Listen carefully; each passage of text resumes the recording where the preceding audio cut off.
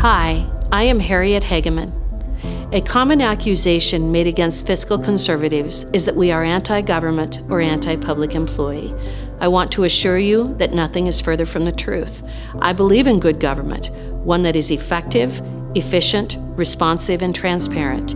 These attributes are not only good for the citizens of the state of Wyoming, but also good for those citizens who happen to be public employees, those who work for our state, our cities, our counties, and our local school districts. Our public employees are our fellow citizens, our neighbors, our friends, our community volunteers, our taxpayers, and the people who are tasked with carrying out the important business of our government.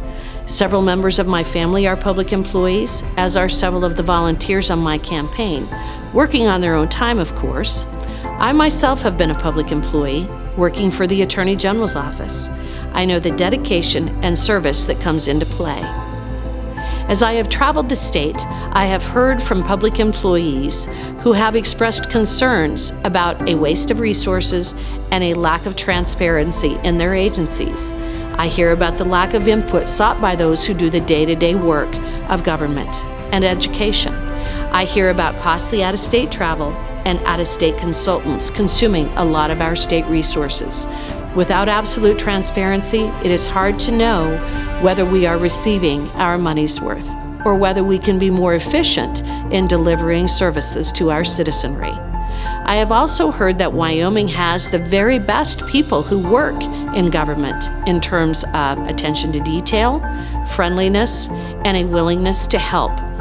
Those are traits that we want in our employees, and I am proud to hear that our citizens recognize the strengths of our public employees. It is impossible to talk about the need to rein in public spending without talking about the effects on public employees. Labor costs, including salaries and benefits, make up a significant share of state and local spending.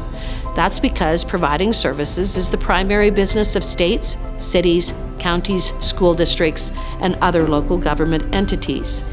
Being fiscally responsible means recognizing what is important and effective and funding that to the fullest extent possible.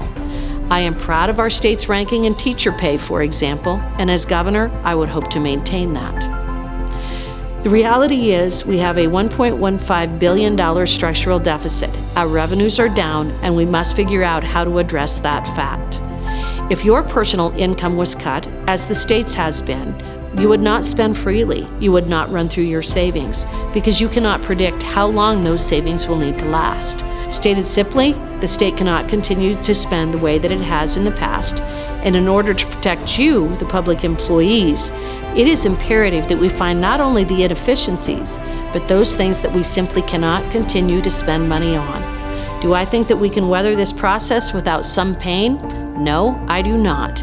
And any candidate who says we can is deceiving you and being irresponsible in the process. We know what happens when a state refuses to spend within its means. We have examples all over this country, from Illinois to California to Connecticut. When states do not live within their means, they are ultimately forced to cut wages, staff, and pensions promised to the employees. Unfortunately, they have also been forced to cut critical services to their citizens. We must always remember that a government that spends money where it should not is a government that eventually becomes incapable of spending where it should.